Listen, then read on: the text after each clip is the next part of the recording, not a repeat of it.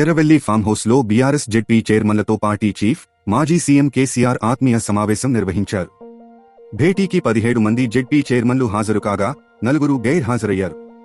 ZP చైర్మన్లను ఆయన సన్మానించారు. జిల్లాలో బీఆర్ఎస్ పరిస్థితి, రాజకీయ సమీకరణాలపై చర్చించారు. అనంతరం వారితో కలిసి భోజనం చేశారు.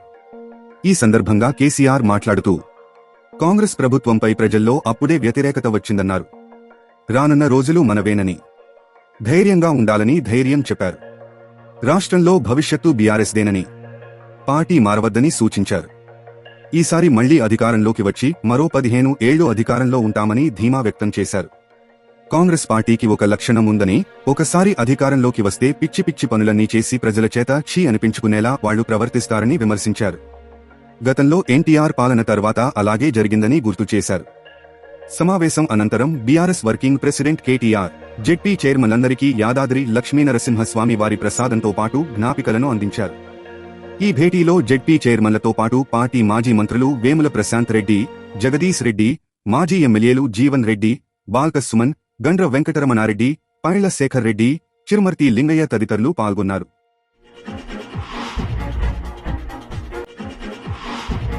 ఇదిలా ఉండగా తెలంగాణ ప్రభుత్వ వెబ్సైట్లతో పాటు పలు సోషల్ మీడియా హ్యాండిల్స్ లో ముఖ్యమైన సమాచారం కనిపించడం లేదంటూ బీఆర్ఎస్ వర్కింగ్ ప్రెసిడెంట్ కేటీఆర్ ఆగ్రహం వ్యక్తం చేశారు. ఈ మేరకు తెలంగాణ ప్రభుత్వ ప్రధాన కార్యదర్శి శాంతికుమారిని ట్యాగ్ చేస్తూ ట్వీట్ చేశారు. తక్షణమే జోక్యం చేసుకోవాలని ఆమెకు విజ్ఞప్తి చేశారు. 2023 డిసెంబర్లో కాంగ్రెస్ ప్రభుత్వం ఏర్పడిన తర్వాత తెలంగాణ ప్రభుత్వ వెబ్సైట్లు, సోషల్ మీడియా హ్యాండిల్స్ లోని ముఖ్యమైన సమాచారాన్ని కనిపించకుండా చేశారని పేర్కొన్నారు. కొన్ని ముఖ్యమైన వెబ్సైట్లను పూర్తిగా తొలగించారన్నారు. ప్రభుత్వ ఏర్పాటు ప్రారంభంలో మెయింటెనెన్స్ ఇష్యూ పేరిట ఆ ప్రముఖ సైట్లను ప్రజలకు దూరంగా ఉంచినట్లు తెలిపారు. కానీ ఉద్దేశపూర్వకంగానే చేసినట్లుగా కనిపిస్తోందన్నారు. ఈ వెబ్సైట్ల నుంచి ముఖ్యమైన సమాచారం అదృశ్యం కావడం, కొన్ని వెబ్సైట్లు మాయం కావడం వెనుక పాలకుల హస్తం ఉండవచ్చునని అనుమానం వ్యక్తం చేశారు.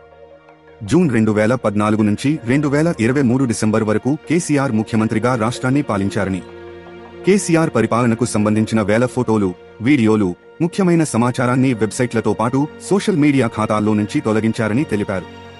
ముఖ్యమైన కంటెంట్ను ఆర్కైవ్స్లో భద్రపరచాలని, కానీ ఇలా తొలగించడం సరికాదన్నారు.